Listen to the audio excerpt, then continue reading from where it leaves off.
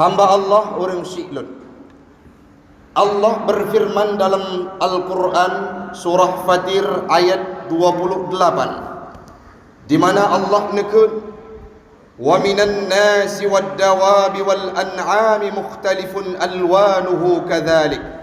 Wa minan nas, dari golongan manusia, wad dawab, binatang yang melata-lata, wal an'am, binatang ternak, mukhtalifun alwanuhu, berbeda-beda diciptakan oleh Allah Subhanahu wa taala. Gedanya manusia sama jenis, namun dalam kondisi kenyataan realita yang gedaya kalan orang syiklun, manusia diciptakan oleh Allah, na yang hitam, na yang putih, na yang pana, na yang panjang, na yang tari, dan na yang kabe. Artinya apa? Mukhtalifun alwanuhu, berbeda-beda diciptakan oleh Allah, baik bentuk fisik dan warna tubuh kita hamba Allah. Tidak hanya manusia, Allah melanjutkan dalam firman-Nya, waddawab, binatang yang melata-lata di atas permukaan bumi ini pun berbeda-beda diciptakan oleh Allah Subhanahu wa taala. Wal an'am, binatang ternak juga demikian. Selanjutnya Allah menegaskan dalam firman-Nya ayat tersebut, innama, gehasar li Allah Ta'ala, gekhususkan li Allah Ta'ala, innama yakhshallaha, yang takut kepada Allah dari golongan binatang yang telah disebutkan, baik itu manusia, baik itu hewan ternak, baik itu binatang yang melata-lata di atas bumi. Innama yakhshallaha min ibadihil ulama.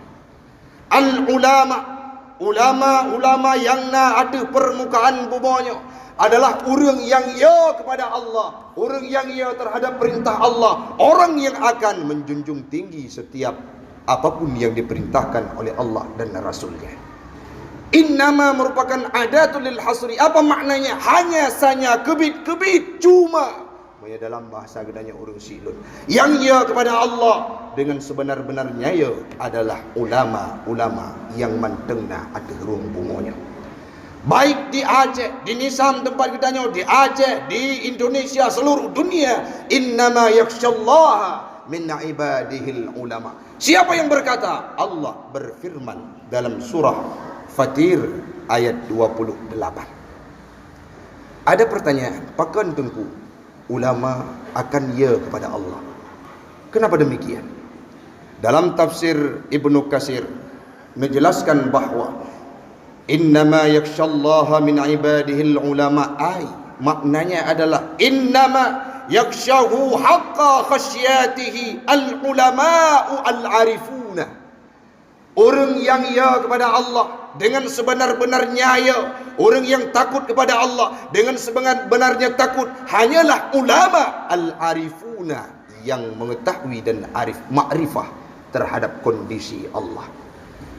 Bahkan sehingga ulama akan berat ia kepada Allah, akan betul-betul ia kepada Allah, li'annahu, pegah alasan dalam tafsir tersebut, wate li sidra ulama tersebut ka makrifah terhadap zatnya Allah, ka makrifah terhadap perintahnya Allah, maka akan timbullah rasa khasyah dalam hatinya.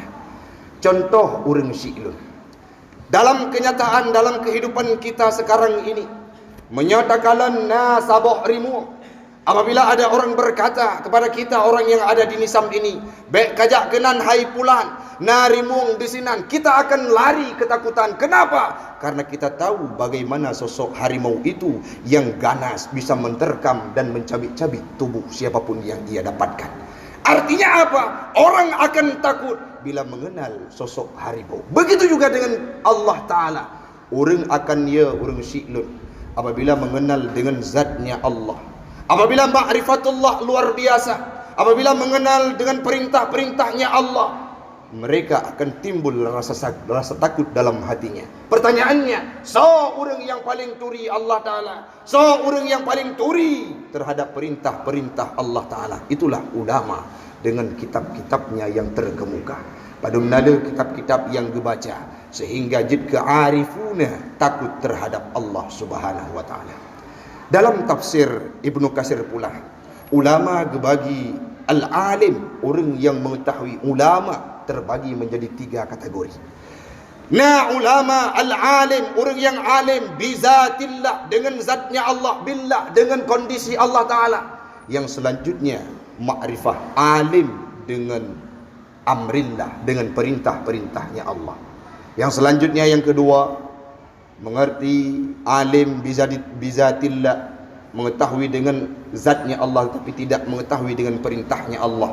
Yang selanjutnya yang ketiga, mengetahui dengan perintah Allah tetapi tidak tahu siapa yang ia sembah. Maka kondisi yang paling bagus, yang paling mantap ulama-ulama sejati adalah ulama yang alim bizatillah wa alim bi amrillah. Siapa itu? Orang-orang yang tidak memandang kepentingan dunia, ulama-ulama yang kada ilmu, yang mengamalkan segala perintah Allah, yang menjunjung tinggi perintah Rasulullah, tetapi mereka tidak pernah mengharapkan kehidupan dunia ini dalam kehidupannya. Ulama-ulama yang laginya urung syiklun akan timbul rasa ya kepada Allah, sehingga tidak ada rasa takut terhadap masalah yang ia hadapi dalam dunianya. Urangnya urung syiklun, tidak pegah masalah ulama yang paling ya terhadap Allah. Padum nala ulama-ulama di Aceh yang kamu mulai gecok pulang oleh Allah Ta'ala, termasuk golom tu imata kedanya terhadap kepulangannya Abu Mustafa Palugadi. Sidra dua ulama yang ya kepada Allah, yang mampu memberikan ilmu pengetahuan agama kepada kita, mengentaskan keawaman dalam tubuh kita. Gadah maksiat, gadah gadah kehidupan merajalela di tempat kita, di Nisam, di Aceh, seluruh Indonesia. Ulama-ulama yang ya kepada Allah gecok sidro dua. Abu Hasballah kamu mulai lemah, Abun Gampung Tengah kamu mulai sakit-sakit, Abu Mudi kaputih.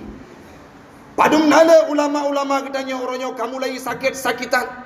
Bagaimana kondisi mereka yang takut kepada Allah akan meninggalkan kita sekaligus meninggalkan dunia, sebagaimana yang terjadi terhadap kita di Aceh Utara beberapa waktu yang lalu. Sampo uro ketipluh kepegah li Tengku Zulfirman nerakan ulun tuan. Mantang meribe urang yak sawu dan takziah urumuh Abu Paluh Gading. Itu buktinya bahawa kemuliaan Allah diberikan kepada orang-orang yang mempertahankan agamanya. Kondisi kitanya uronyo Indonesia, Aceh, urang Syiklun kadruk lagi gekun li Nabi jamun. Apa itu? Dalam hadisnya Rasul berpesan, sayati zamanun ala ummati, akan terus sabuh masa kepada umat lun lekun-lekun li Nabi.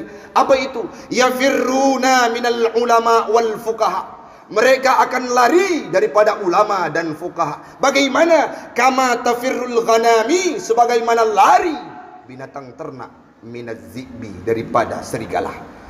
Serigala watai kalan binatang ternak, kambing, kibas, kebiri, watai kalan serigala, dia akan terpontang-panting, lari takut diterkam luar biasa. Maka kondisi kita sekarang Indonesia, Aceh, bahkan di tempat kita urang Syiklun, padum nala urang-urang yang anggap ulama hanya mengurus pesantren saja, kita tidak ada ikut pautnya dengan ulama. Kita sudah mulai tapujiu daripada kehidupan ulama. Bagaimana kita menjauhkannya? Dengan petuah-petuah ulama nali tak indahkan. Padum nala urangnya urang bermaksiat secara terang-terangan, walaupun para asatiz, para ulama, para tengku, abi di balai gepegah baik tapubun maksiat, kita tetap mengerjakan kemaksiatan tanpa henti. Artinya apa? Yafirru minal ulama, lari daripada ulama dan lari daripada pendapatnya ulama. Sehingga orang Syiklun menyebutnya kata pelung daripada ulama akan gejuk lebok musibah di Allah Ta'ala. Yang pertama, akan dicabut berkat rezeki, akan dicabut berkat dari usaha yang kita lakukan dalam kehidupan dunia ini. Contoh uranyo tajak ublang, kadangkala rezeki hana je kebun, tajak ugli hana menuaikan hasil, dan mekat di kedai yang na lerugo walaupun laba abi hana mohok. Artinya apa? Berkat rezeki dicabut oleh Allah Ta'ala. Pakat yafirruna minal ulama, kita lari daripada petuah-petuahnya ulama. Yang selanjutnya yang sedang kita hadapi, dengan sebab kita lari daripada ulama, maka akan gejuk oleh Allah Ta'ala pemimpin-pemimpin yang zalim, yang tidak akan lagi memandang pentingnya kehidupan orang-orang Islam. Sehingga han mustahil urang si'lun. Hadis Nabi di hadis yang lain, nakun yushiku an tada'a alaikumul umam kama tada'al akalatu ala qas'atiha. Akan terus sebuah masa akan hampir kepada umat lun, di mana umat Islamnya akan diombrak-abrik, akan dicabik-cabik, akan disantap seperti makanan di atas meja hidangan. Waktu kita tajak bak pesta di atas meja Perancis, ada makanan kita santap luar biasa. Seperti itulah Islam akhir zaman akan dibuat, kata Rasul dalam hadisnya. Maka kata urang si'lun, diutuskan oleh Allah apabila kita lari daripada ulama, diberikan oleh Allah pemimpin-pemimpin yang zalim, pemimpin-pemimpin yang tidak mengurgensitaskan Islam, pemimpin-pemimpin yang memojokkan Islam akan lahir ke tempat kita, sehingga manusia di tempat gedanyo akan diserang dengan penyakit wahan. Wa mal wahnu ya Rasulullah? Apa itu wahan ya Rasulullah? Hubbud dunya wa karahiyatul maut. Akan cinta kepada dunia dan benci ya tak kepada kematian. Cikalan jina urang si long drone gedanyo ban Bandung. Golom siap kadang kalah untuk berkomitmen. Ya Allah, nak pegadah penyakit wahan, tingah pulun paju, mantang terfikir kepada materi dalam kehidupan kita. Orang si'lun, mari saban sari dayak yang ka genek pudip lom le para ulama-ulama gedanyo.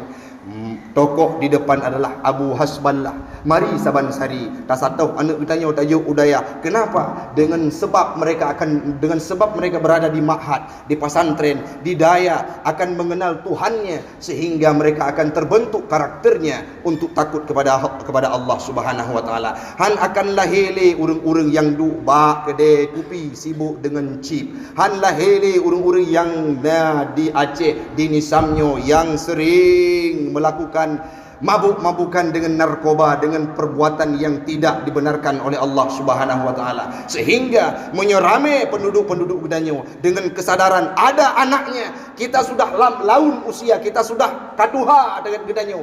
Nah, anu juk badayak supaya mereka akan menjadi pribadi yang takut kepada Allah. Menyanyan takubut di gedanyo yang di kemasjidannya, di Nisam khususnya urang si'lun.